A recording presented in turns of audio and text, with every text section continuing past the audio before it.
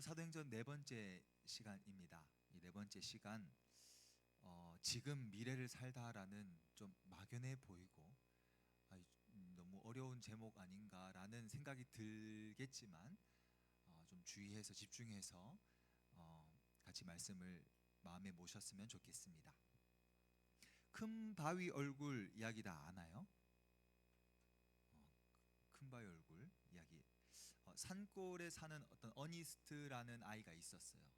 이 아이가 살고 있는 동네에는 정말 유명한 이야기가 전해 내려오고 있었는데, 그 집 뒤에 있는 커다란 큰 바위인데, 그 얼굴과 같은 형상의 바위의 얼굴을 한 누군가가 오면 이 땅에, 우리 마을에 진짜 큰 행복이 찾아올 것이다, 이런 이야기였습니다. 그래서 많은 지원자들이 내가 바로 큰 바위 얼굴을 닮았다 하고서 찾아왔어요. 어떤 사람은 정말 돈이 많은 사람이었는데 정말 닮았어요. 그런데 그 사람에게는 그 바위 얼굴에 인자함이 없었습니다.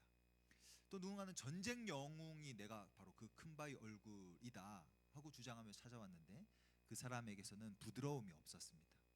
또 누군가는 정치인, 또 달변가, 또 시인 등등 많은 사람들이 찾아왔지만 그 큰 바위 얼굴이 가지고 있는 그 오묘하고 깊이 있는 그 얼굴의 내면적인, 이 외면적인 모습은 닮았는지 모르겠지만 이 뭔가 내면적으로 올라오는 그 뭔가가 그 이들에게 없었다는 것을 이 어니스트가 보고 실망했죠. 그러니까 시간이 10년, 20년, 30년 흘러갑니다.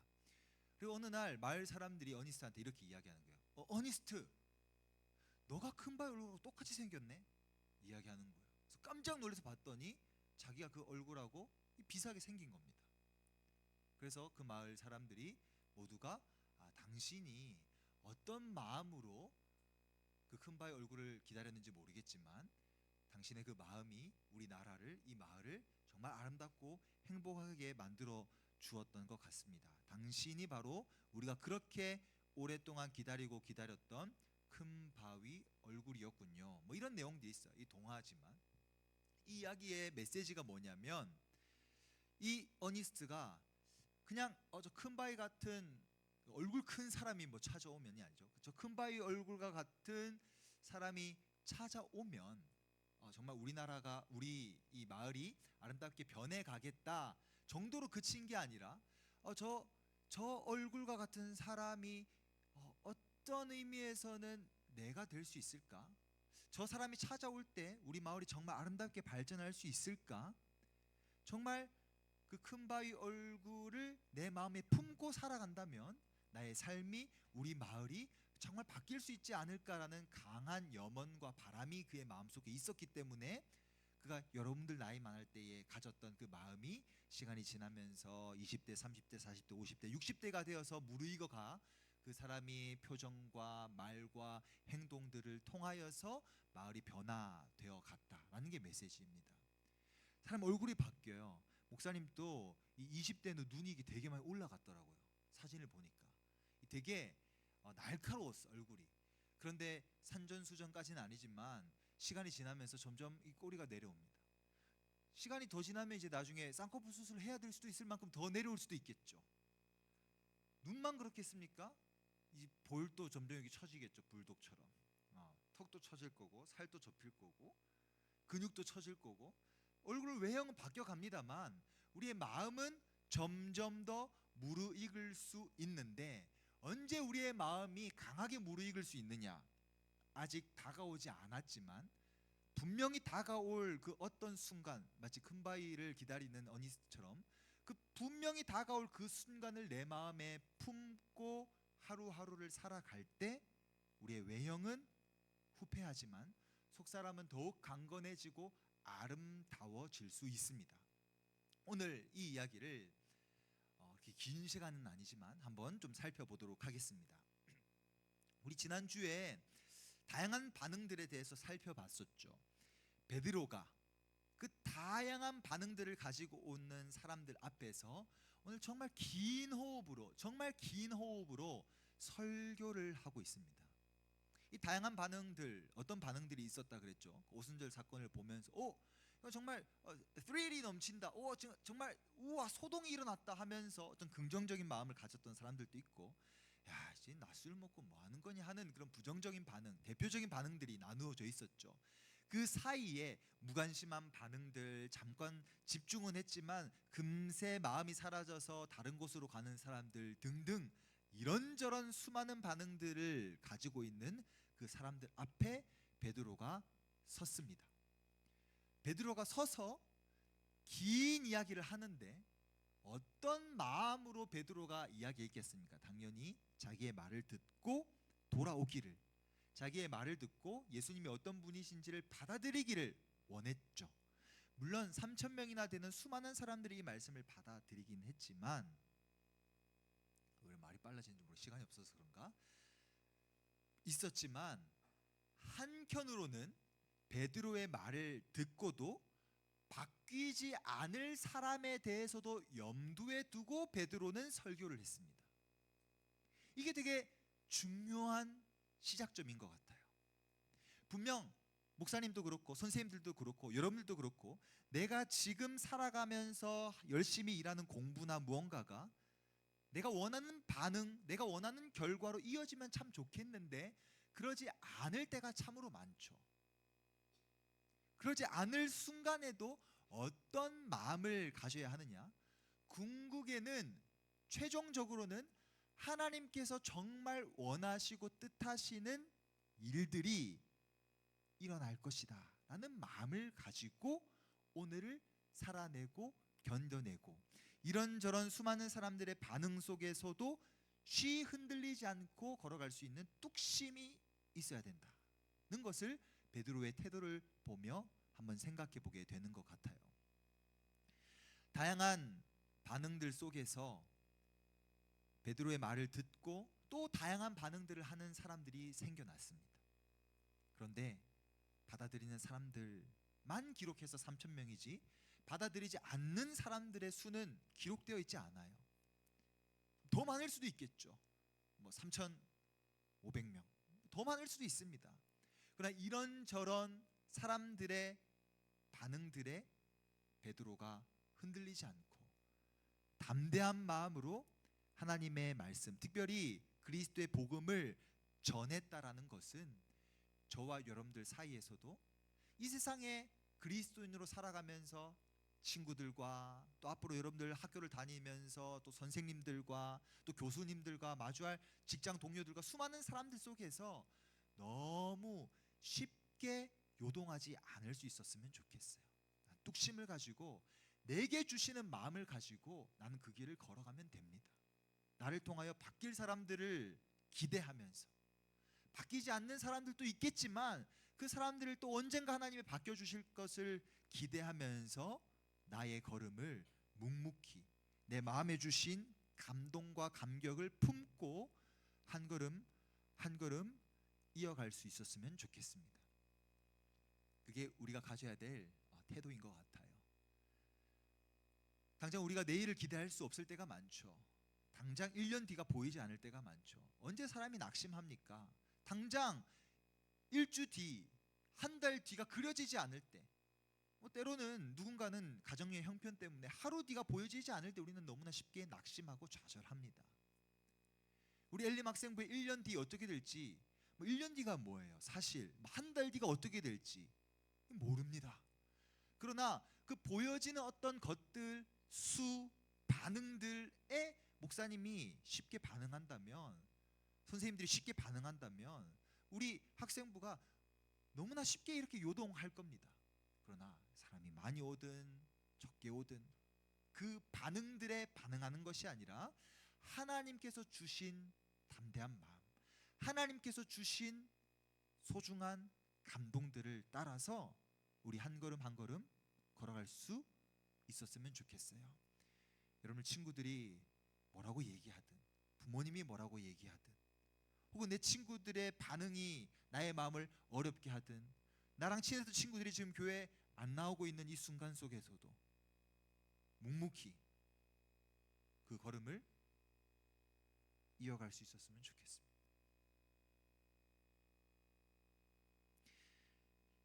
이제 본격적으로 베드로의 설교를 한번 보죠. 베드로가요 어부라고 그래가지고 속된 표현으로 무식한 사람이 아니에요. 지금으로 표현하자면 거의 박사급의 이 논문 혹은 설교를 지금 막 풀어내고 있습니다. 엄청난 사람이었던 거예요. 물론 처음부터 똑똑한 사람을 예수님께서 제자로 부르신 걸 수도 있습니다만, 조금 다르게 생각해 보면 처음엔 그렇게 보잘것 없었던 사람일 수 있는데, 이 사람이 아까 하은이가 기도한 것처럼 예수님과 함께하면서 예수님의 말을 듣다 보면서 예수님의 비유와 그 비유가 무슨 말인지를 생각해보고 고민하는 가운데 뭔가 하나님이 주신 지혜들이 막 샘솟은 것 같이 느껴져요. 솔로몬의 지혜가 어디서 오겠습니까? 솔로몬 반을 다닐 때 들은 게 아니에요. 말씀을 볼 때 하나님이 분명 지혜 주십니다. 말씀, 목사님 설교가 그렇게 쉬운 설교는 아니에요, 여러분. 꽤나 논리적이고 꽤나 꼬아서 목사님이 설교하는 걸 즐겨합니다. 그래서 이런 설교를 듣다 보면 뭔가 이 1, 2, 3, 4의 논리로 가야 될 것 같은데 1, 3.5, 2, 2.2 뭐 왔다 갔다 하는 거 꼬는 순간 이해하는 것도 이런 거 굉장히 논리적인 언어 영역에 도움이 됩니다. 그래서 말씀 노트 작성하는 것도, 설교를 잘 듣는 것도, 말씀을 읽어가는 것도 다 솔로몬의 지혜가 거기서 온 거예요. 다윗의 용기가 어디서 오겠습니까? 말씀을 읽어갈 때, 찬양을 부를 때 오는 거죠. 그러니 이 어부 출신이었던 베드로의 이 설교를 이제 차근차근 보면서 다 이야기할 수는 없지만 그 가운데 조금은 메인 스트림은 아니지만 본 메시지는 아닐 수 있을 것 같아 보이지만, 목사님은 여러분들을 위해서 오늘 이 흐름을 한번 가지고 와봤습니다. 한번 차근차근 생각해 보도록 하죠. 자, 베드로는 크게 두 가지의 이야기를 합니다. 아니, 두 사람을 데리고 옵니다. 첫 번째 사람은 구약 시대에 있는 요엘이라는 선지자예요.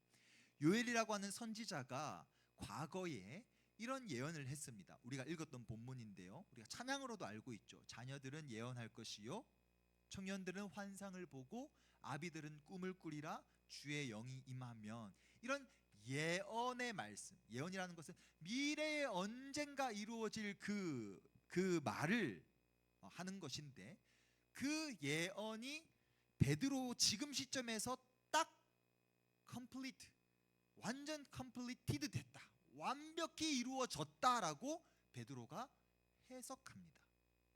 자, 여기 한번 보세요. 그 많았던 사람들 속에서, 120명의 무리들 속에서 누군가는 자녀들도 있었겠죠. 누군가는 청년들도 있었겠죠. 누군가는 늙은이라고 하면 좀 그러니까 어르신들도 있었겠죠. 근데 그 많은 무리들 사람들이 하는 이야기들이 결국은 하나님의 큰 일을 이야기하고 있었던 겁니다. 그런데 요엘 시점에서, 이 과거에서 지금 베드로의 시점까지는 꽤나 긴 시간의 간격이 있었는데, 이 긴 간격을 베드로가 하나 시킵니다. 하나로 만듭니다. 연결을 시킵니다.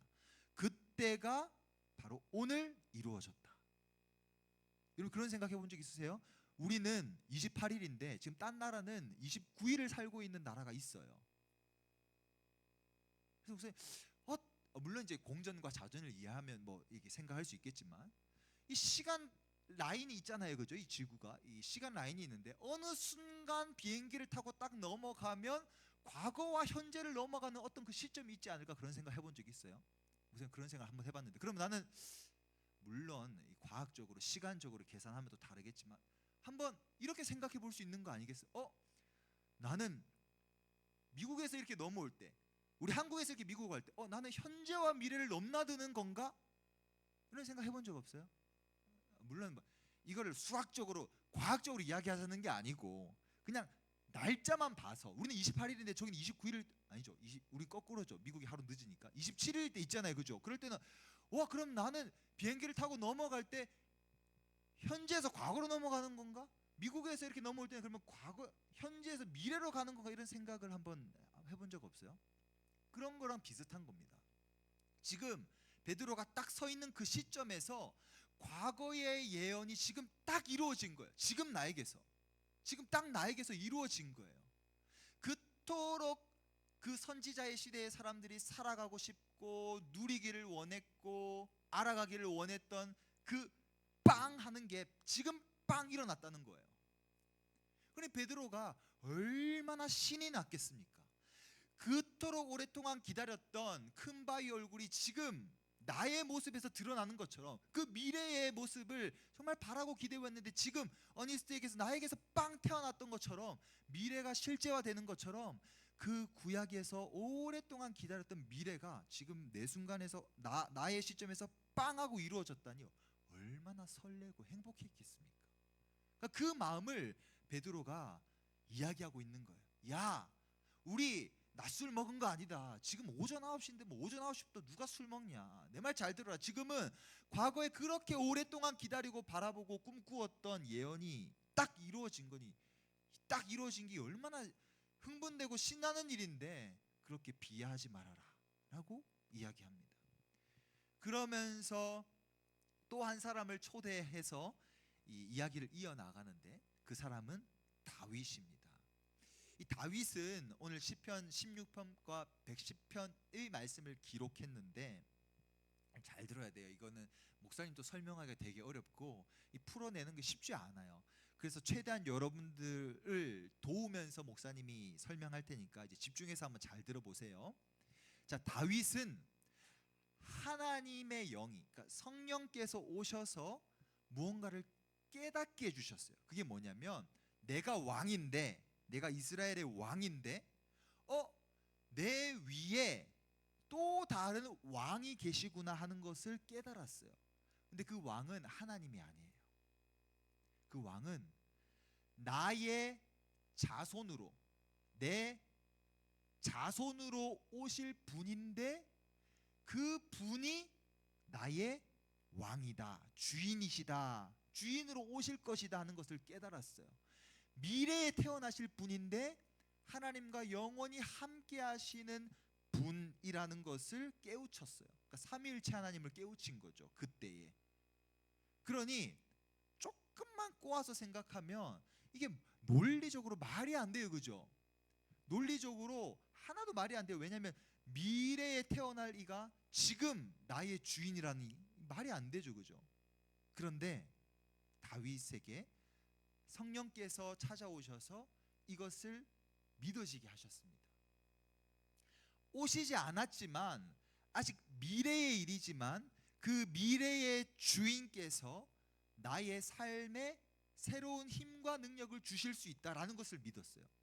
왜 미래의 주인이, 주님이 힘과 능력이 있다라는 것을 지금 믿을 수 있었냐면, 그분은 사망의 죽음으로부터 이겨낼 수 있는 생명의 힘이 있는 분이거든요. 커다란 뱀이, 보아뱀이 욕심을 내서 멧돼지를 먹을 수 있습니다. 왜냐하면 얘네들은 턱을 다 분리시킬 수 있거든요. 보아뱀 알죠? 코끼리 삼키는 보아뱀. 다 먹을 수 있어요. 그다음 생각해 보세요. 그 멧돼지의 송곳니가 계속 뱀을 찌른다고 생각해 보세요. 그러면 뱀이 아파서 뱉겠죠. 마찬가지로 죽음이, 사망이 예수님을, 야, 네가 뭐 하나님이고 자시고 너를 삼켜버리겠다고 삼키려고 했는데 이 생명의 힘이 너무 세서 죽음을 삼킬 수가 없는 거야. 생명을 삼킬 수가 없는 거야. 이 죽음이 너무 세서. 거꾸로죠. 생명이 너무 세서 죽음이 삼킬 수 없는 거예요. 그런데 나의 미래에 오실 그 주님이 그 부활의 생명을 가지고 있는, 생명 중에 생명의 힘을 가지고 있는 분이에요. 그 생명의 힘을 가지신 주님을 내가 지금 믿고 나의 어려운 상황들, 우상들을 믿고 있는 이 시대의 상황들을 넉넉히 이겨낼 수 있다라고 고백하며 살아갔어요. 와, 이 이야기 되게 어려워요. 이거는 되게 어려운 부분이에요. 되게 어려운 부분이지만 목사님이 비유적으로 설명했던 것, 정말 죽음이, 뱀이 뭔가 이렇게 삼키려고 했는데 그 안에 전기 뱀장어가 있거나 아니면 이 코끼리나 멧돼지의 뿔이 있어가지고 삼키지 못하는 것처럼 삼킬 수 없는 그 강한 생명의 힘이 다시 오실 주인이 지금 나의 주인으로 계신다라는 것을 믿고 다윗이 힘이 들고 수많은 우상들을 섬기고 있는 다윗 당시의 시대를 이겨낼 수 있었던 거예요. 여러분들의 눈빛이 와 지금 그게 무슨 말이에요 지금 하는 것 같은데 그게 뭐 논리예요 개똥이 이런 눈빛 같은데 목사님 한번 이렇게 설명해 볼게요. 자 목사님과 여러분들이 좀 옛날 시대로 돌아가서 화성을 딱 지키고 있다 해보세요. 딱 지키고 있는데 저기서 일본 분들이 어떻게 해야 되지? 일본 사람들이 쳐들어오고 있어요. 근데 우리 이 정도 인력으로 어떻게 막겠어요? 수만 명의 사람들 어떻게 막겠어요? 그래서 막 여기에서 저기에서 목사님 우리 항복합시다. 우리 죽읍시다. 해요. 그런데 목사님에게 누군가가 이렇게 무전이 온 거예요. 걱정하지 마라. 지금 안개가 짙어져서 잘 안 보이는데 그 안개 바로 뒤에 조선의 모든 군인들이 그 뒤에 뛰어오고 있다. 그러니 기쁨으로 조금만 기다려라. 아니 기다릴 거 없다. 잠깐만 있어라. 그럼 일본 사람들이 그 앞에 진을 치는 동안 뒤에서 다 쓸어버리고 오겠다 라는 것을 알았다고 생각해 보세요. 그 바로 뒤에 안개 뒤에 미래를 모르는 사람들은 내가 살아있는 내가 서 있는 이 현재가 너무 무섭기만 할 겁니다. 너무 두렵기만 할 거. 다 죽었다. 내 눈앞에 있는 이 일본 사람들 우리 다 죽었다. 근데 그 일본 사람들 바로 뒤에 쭉 깔려져 있는 그 안개 뒤에 있는 사람들이 얼마나 많은지 그 일본 사람들보다 훨씬 많고 더 강하고 힘이 있다라는 것을 알고 있다면 그냥 평안한 마음으로 바라보고 있을 겁니다. 이게 나중에 이제 게하시와 엘리사 뭐 이런 이야기를 통해서도 드러나죠. 그러니까 내 현재는 내 다 바로 뒤에 이어질 그 미래를 어떻게 믿느냐에 따라서 달라지는 거예요. 우리 세상은 내가 공부한 대로 안 되고 실패하면 야, 넌 실패, 너 루저야 이렇게 이야기하는 세상을 우리가 살고 있습니다. 그런 우상들이 만연해 있어요. 근데 우리가 믿는 하나님은 우리가 알고 있는 우리의 주인 예수님께서는 나의 실수와 나의 실패와 나의 좌절까지도 들어서 사용하실 수 있는 우리는 1, 2, 3, 4, 5, 6, 7, 8, 9, 10을 생각하는데 우리 예수님께서는 1조, 2조, 3조, 4조, 5조, 6조의 세상으로 1, 2, 3, 4, 5를 바라보고 있다고 생각해 보세요. 우리의 이 머리와 지성과 이성, 이 능력으로 감히 볼 수 없는 이 우주를 만드신 이 능력의 하나님께서 이 미래에서 미래가 뭐예요? 그분은 알파와 오메가 처음과 마지막 이 모든 세상을 알고 계시는 분이 여러분들 다 현재를 보고 있다고 생각해 보세요. 근데 내가 공부해서 안 됐어. 내가 중간고사 쳤는데 망쳤어. 내가 연애했는데 잘 안 됐어. 내가 이렇게 했는데 무너졌어. 힘들 수 있죠. 물론 힘들 수 있습니다. 목사님도 목사님 아내랑 헤어졌을 때 6개월 헤어졌을 때 인생이 무너지는 것 같았으니까 그럴 수 있어요. 목사님도 가고 싶은 대학 못 가가지고 떨어져가지고 원하지 않는 대학을 갔어요. 그래서 힘이 들 수 있어요. 그런데 그 모든 상황들까지도 그 미래에 현재에 과거의 그 모든 상황들을 들어서 사용하실 수 있는 분이 여러분들의 하나님이라면 여러분들 바로 옆에 서 계시는 하나님이라면 조금은 용기 있게 담대하게 살아볼 수 있지 않을까. 너무 수많은 사람들의 반응과 당장 하루하루에 있는 그 일들에 넘어지고 낙심하지 말고 좀 크게 좀 넓게 좀 깊게 바라보고 생각하며 살아갈 수 있지 않을까는 생각이 듭니다. 물론 알고 있어요. 목사님 또 중학생 고등학생 시절을 지나봤기 때문에 그 중학생 시절에 그 당장 앞에 중간고사 기말고사 당장 앞에 고등학교 당장 앞에 대학교가 얼마나 여러분들 삶에 무게가 있는지 알고 있습니다. 목사님도 경험했으니까요. 근데 목사님이 조금 더 살았다고 여러분들에게 라떼는 이런 얘기를 하는 게 절대 아니에요.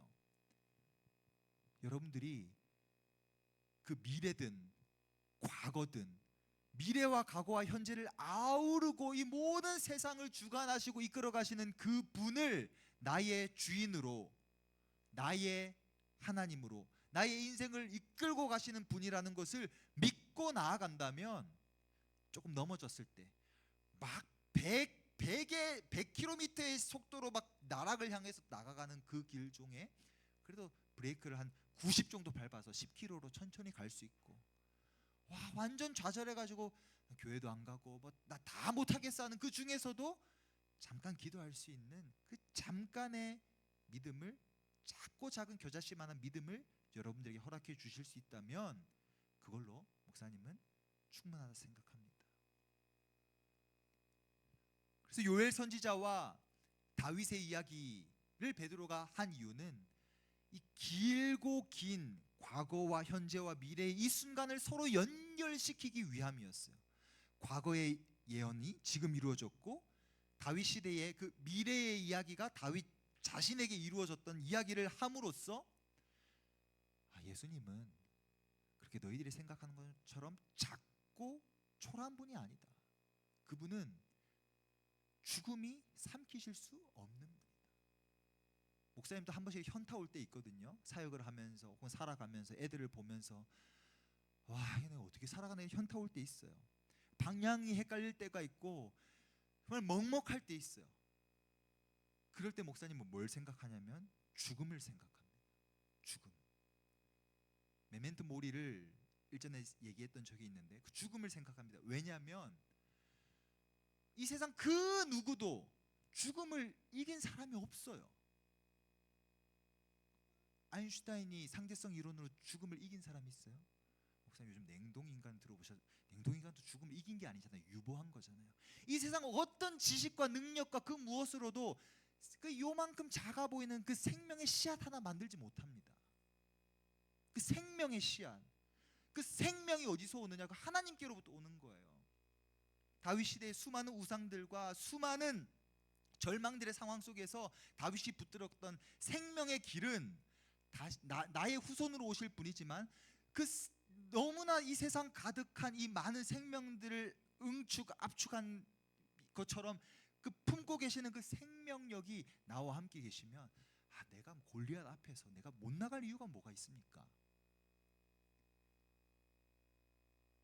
물론 이제 정찬성과 좀비와 목사님이 싸운다 그러면 목사님이 하나님 믿고 나가서 싸우진 않겠죠. 이런 이야기가 아니죠. 비유적으로. 그러니까 이게 좀 넓고 큰 하나님의 함께 하심을 과거에서는 이 성경 말씀을 통하여서, 미래의 이 요한계시록 성경 말씀을 통하여서 우리가 살아가는 모든 순간순간들 속에 이 큰 생명의 힘을 품고 살아갈 수 있었으면 좋겠어요. 죽음은, 사망은 끊임없이 여러분들 삼키려고 할 겁니다. 죽음은 계속 여러분들 마음속에 의심을 불러일으키고 이런저런 친구들의 반응들을 통하여서 야, 그 교회 가면 뭐하냐, 그 시간 공부해라, 그 시간에 자라, 그 시간에 놀러 다녀라, 그 시간에 네가 하고 싶은 거 해라, 뭐 그럴 수 있죠. 근데 그 죽음에 반응하는 친구들은 생명이 자라나지 못합니다. 생명의 힘을 누리지 못합니다.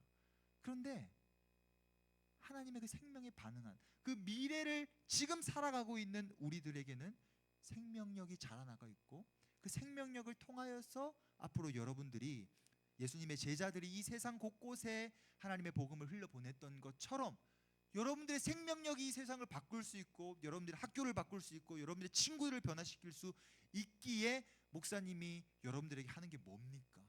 생명을 전하는 거예요. 말씀 전하는 거예요. 목사님이 여러분들 위해서 하는 게 뭐예요? 결국 이거밖에 없습니다. 여러분들과 왜 신방하고 왜 밥을 먹습니까? 이 설교 말씀 잘 들으라고 하는, 예배 잘 드리라고, 잘 드리자고, 그 이상 그 이하도 아닙니다. 목사님은 여러분들에게 해줄 수 있는 거 요 하나밖에 없어요. 최대한 여러분들이 들을 수 있도록 여러분을 돕고 싶고 깨우고 싶고 함께 가자고 권면하고 싶습니다. 그럼 이제 우리 안에 어떤 반응이 일어나면 되느냐? 이 베드로의 긴 설교를 듣고 많은 사람들이 그럼 이제 어떻게 해야 합니까? 그럼 이제 어떻게 해야 합니까? 반응합니다. 여러분 어떻게 해야 될까요? 이제 목사님 그럼 어떻게 해야 될까요? 그 미래를 그러면 지금 살아가기 위하여 뭐 어떻게 해야 할까요? 다른 거 없습니다. 생명을 계속해서 됩니다. 말씀 노트를 반복하면서 읽든 설교를, 우리 설교 올라가고 있는 거 알아요? 목사님이 오지 않는 친구들에게 보내주고 있는데 그 설교를 반복해서 보면 됩니다. 그 반복해서 내 안에 생명력을 일깨우면 됩니다. 여기에서 생명이 지금 움트해야 되는데 생명이 안 움트는 씨앗이 있다고 생각해 보세요. 얘가 분명히 생명력이 있는데 움트지 않는다면 처음에는 기다리겠죠.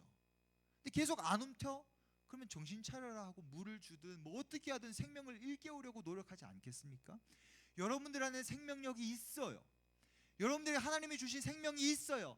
감히 사망이, 죽음이 삼킬 수 없는 생명이 목사님과 여러분들 심장 속에 박히워져 있고 예수님의 피로 여러분들 수혈 받았다고요. 근데 이 계속 뱀이, 죽음이 여러분들 삼키려고 할 때 아야 나는 못해요, 나는 안 돼요, 모르겠어요, 나는 그만할래요 하지 말고 뱀의 죽방을 날리든 죽음을 발로 차든 어떻게 해서든 내 안에 생명이 있다는 것을 일깨우세요. 현타 올 때 많죠. 목사님도 현타 올 때 너무 많아요. 그때마다 목사님 죽음을 생각하면서 그래, 죽음을 이길 수 없지. 결국 죽음을 이기신 주님을 믿지 않으면 나는 결국 그냥 이 세상에서 어중이 떠중이로 살다가 죽겠지. 결국 그 죽음을 이기신 분을 붙들지 않고서는 나는 그냥 소멸할 존재야. 그 간단해 보이는 너무 간단하지 않아요? 죽음을 이 세상이 정복할 수 없어요. 목사님 이제 40인데 곧 27인데 늙겠죠. 죽겠죠. 근데 죽어갈 인생 그냥 뭐 아무거나 하고 놀자. 이렇게 살면 안 되잖아요. 그죠? 그 한 생명이, 그 생명의 씨앗이 딱 심겨졌을 때 이 씨앗이 나 꽃 피우고 죽을 건데 뭐하러 사나, 뭐하러 피우나 이러지 않잖아요. 최선을 다해서 생명을 발화하고 씨앗을 맺고 열매를 맺어서 흩날리려고 하잖아요. 그럼 민들레의 위대함이 무엇입니까? 오늘 또 어제도 저기 내려오는 그 아스팔트 그 가생이에 보면 여러분들 교회 위아래로 보면 그 민들레가 되게 많이 심겨져 있어요. 그 가생이에, 사투리죠. 그 가장자리에 놀라워요. 얘네들 또 그 씨를 피우겠죠. 날아가겠죠. 목사님 할 일은 그겁니다. 목사님 뭐 아기를 뭐 100명을 낳겠습니까? 1000명을 낳겠습니까? 이렇게 생명을 여러분들 흘려보내면 여러분들이 생명을 또 흘려보내고 그게 이 사망에서 죽을 수밖에 없는 목사님을 살려주신 예수님의 사랑에 감동하여 목사님이 반응하여, 이 세상의 반응이 아니라 주님의 반응하여 목사님 할 수 있는 생명을 어떻게든 흘려보내려고 하는 것, 그게 목사님의 다짐이고 의지이고, 여러분들도 여러분들 자리에서 생명을 붙들고 생명을 간직하고 생명을 발화하고 생명을 흘려보낼 수 있는 자로 내가 어떻게 살아갈 수 있을까? 지혜 주십니다. 지혜를 주시고요, 능력도 주십니다. 용기도 주십니다. 살아갈 수 있는 걸음도 알려주시고요, 의지도 주실 겁니다. 그 미래를 지금, 그 생명을 지금 끊임없이 되뇌이고 품는 여러분들에게 주님의 생명이 더 아름답고 귀하게 움틀 수 있도록 우리 모든 선생님들과 함께 기도하겠습니다. 우리 함께 찬양하죠. 오늘은 시간이 그렇게 많지 않기 때문에